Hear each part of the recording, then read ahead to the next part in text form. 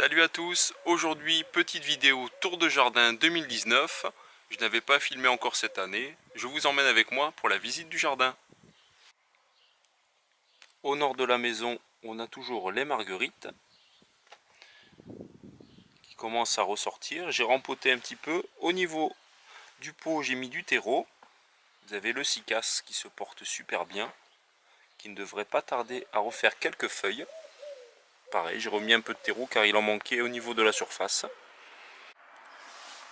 On a toujours les fusains de mes filles. Le premier fusain et le deuxième. J'ai une variété de fraises aussi ici qu'il va falloir que je mette de l'autre côté du jardin, qui se développe. Alors je vous avais parlé dans une précédente vidéo de cette petite zone que j'avais travaillé il y a quelques mois.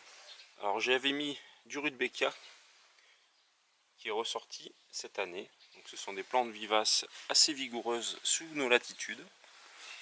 Ici nous avons notre petite sauge qui va fleurir bleu. C'est une sauge super bas. Alors j'ai acheté en jardinerie la verveine de Buenos Aires qui va faire de longues fleurs violettes pour donner un petit peu de hauteur jusqu'à 1 mètre le long de mon massif. L'une de mes plantes préférées au jardin, l'agapanthe africanus, qui va également fleurir bleu.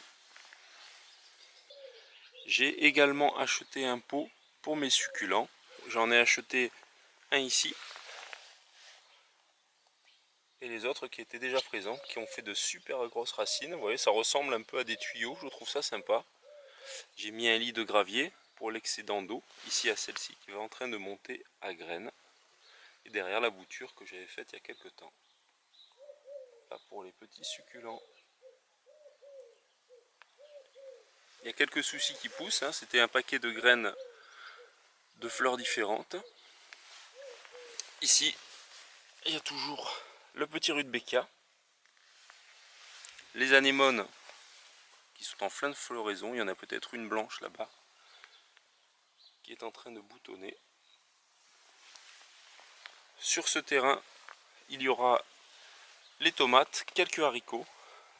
J'essaie d'un peu de varier entre légumes et fleurs. La surface me plaît pas mal.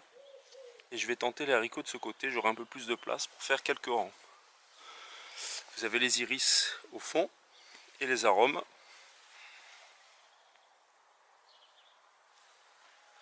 Qui sont déjà de belle taille et qui ont un petit peu souffert de la fraîcheur du vent il y a quelques temps.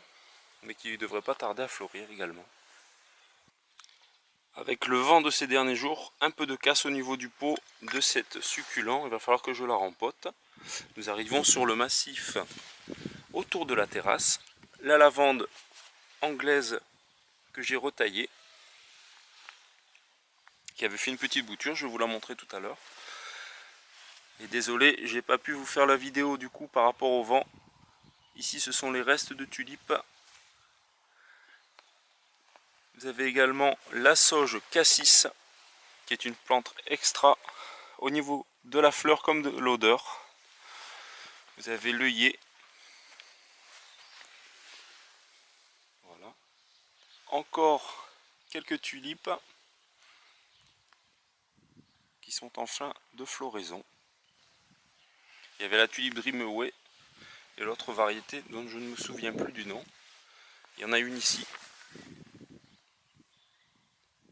Magnifique tulipe. Voici la petite bouture de lavande anglaise que j'ai remise ici, qui se porte bien. Il y a également quelques tournesols par-ci par-là qui commencent à se développer. Voilà. Un peu de capucine le long du mur. Ça va être super si elle peut encore pousser pour pouvoir couvrir un petit peu mon sol. Ça ne serait que plus bénéfique. J'ai fait un petit paillage d'herbe de tonte pour alimenter un petit peu mon sol qui était assez sec par rapport au vent. Vous avez la gaillarde, je n'en ai conservé qu'une seule. La sauge panachée qui se développe pas mal. Et là je vois aussi qu'il y a eu de la gaillarde là qui repart. Peut-être que je vais la mettre devant aussi. Je ne sais pas, parce qu'ici j'avais mis une bouture de lavande qui a un peu plus de mal à prendre, que je viens d'arroser ce matin, pour donner encore un peu plus de volume à ma terrasse. Vous avez les glaïeuls qui commencent à sortir de terre. Et une graine de pavot qui est venue comme ça, donc je la laisse. Et ce tournesol, vraiment bizarre cette année, qui est resté tout l'hiver en l'état. Je passe maintenant à la terrasse. Nous sommes allés en jardinerie et nous avons pris des œillets, 3 variétés différentes au niveau de la floraison, qui tournent entre le rose et le violet. Je trouve ça super joli. J'ai fait une petite bouture de succulent, on va bien voir ce que ça donne. Vous avez la capucine, pareil, qui est restée tout l'hiver.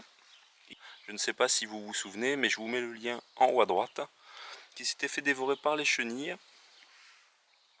et qui se porte super bien. Encore une agapante.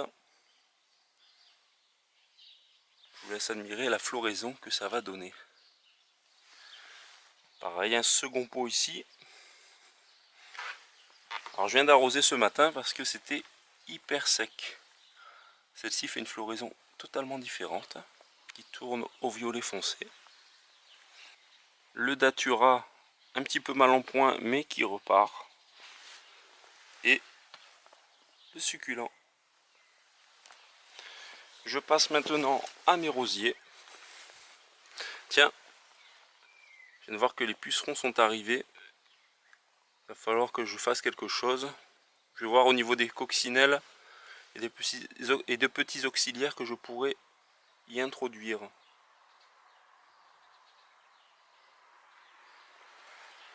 Vous avez les 2 rosiers le long de la terrasse.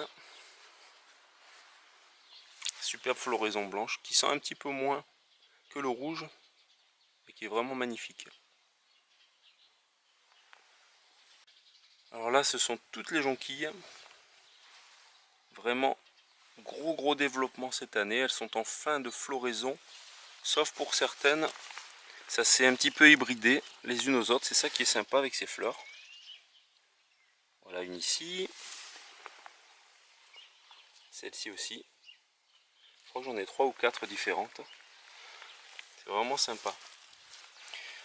Alors les glaïeuls, jour-nuit, qui sont déjà en train de sortir de terre.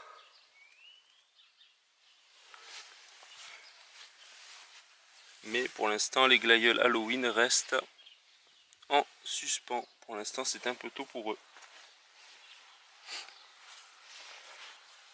Alors, le cassissier bourgeonne à fond. Pas de problème pour celui-là, il a bien passé l'hiver. Il commence vraiment à se plaire dans le sol.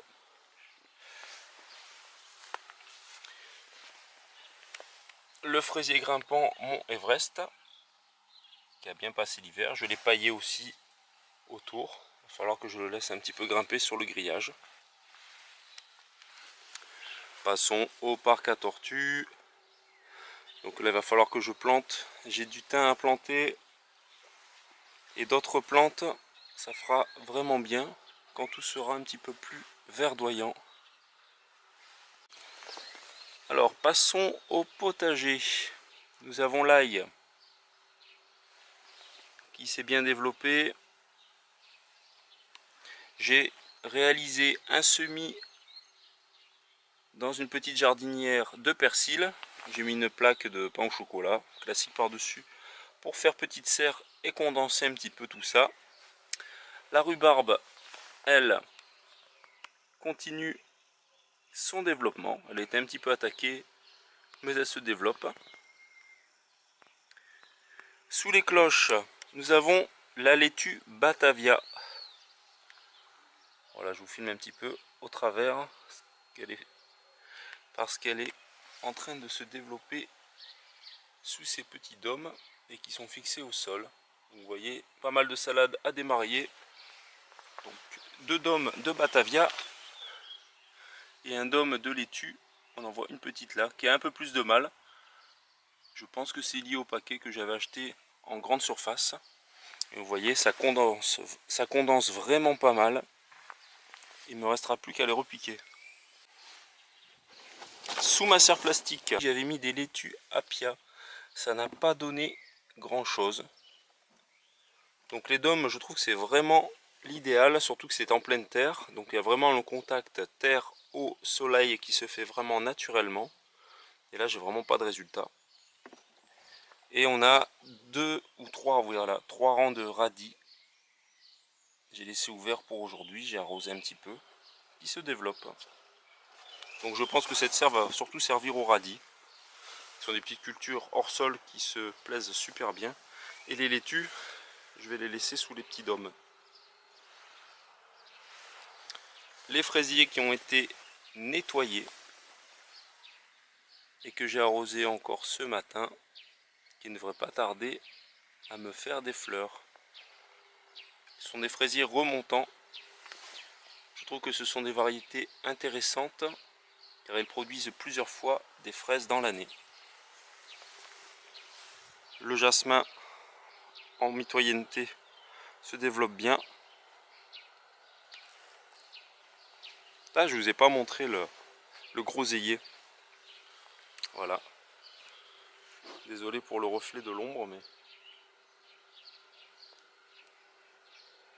voilà. On passe maintenant aux arbres fruitiers. L'abricotier, en pleine pousse de feuilles. Il y a eu quelques fleurs. Et je vois quelques abricots. Ici.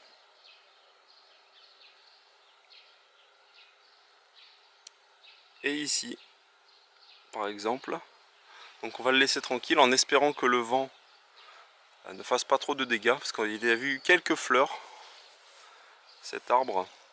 Et vraiment cette année n'a pas été très concluante au niveau de la floraison. J'espère qu'on aura quand même un peu d'abricots. Mais j'ai remarqué que c'est à peu près une année sur deux. Cet arbre. Donc on va le laisser et on verra ce que ça donne. Le cerisier lui était en fleurs à profusion. Pareil, j'ai pas pu vous faire de belles séquences floraison. Je vous laisse quand même admirer les derniers bribes de ces fleurs. Voilà. Donc là le cerisier pareil, hein, en pleine croissance. Les feuilles se développent bien. Il n'y a pas encore les pucerons. Cette année j'étais envahi de pucerons. Il a un petit peu souffert, quelques branches sont mortes. Il a eu pas mal de maladies. Et comme j'aime pas trop traiter, on a laissé faire les choses. Cette année j'espère qu'il aura moins de soucis pour ce joli cerisier. Le figuier aussi se développe. Quelques feuilles sont en train de sortir, mais c'est vrai que je l'avais bien ratiboisé. Donc pour cette année, nous verrons bien, ça nous fera pas mal d'ombre. C'est pour ça qu'aussi nous le gardons dans le jardin.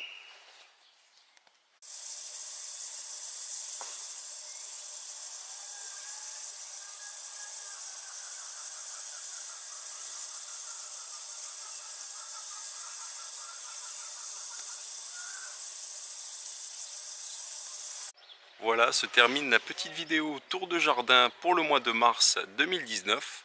J'espère que cette petite balade au jardin vous aura plu. Moi je vous dis à très vite pour une prochaine vidéo. À bientôt.